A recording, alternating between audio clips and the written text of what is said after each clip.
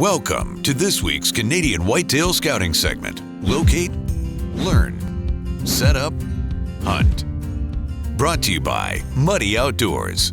Well, we're setting up on the edge of a pea field today, and it reminded me how different bucks use different properties at different times of the year. So if you're hunting small farms, 80-acre farms, or you're hunting in acreage country, you want to keep an eye on those farms all season long. So if you have the camera there throughout the summer and there's no target bucks, you're going to want to keep coming back and checking in. If I set up a camera somewhere I'm looking to hunt, I want to see that buck on his feet in daylight in front of that camera within the first week, or I'll start to think I'm not in the right spot and I'll make some adjustments. But if I don't see any of those target bucks or new bucks for a couple weeks, I'll pull that camera out, but I'll still come back through the season. So when September comes, the combines fire up, it pushes a lot of those deer out of those fields, I'll come back and I'll check again.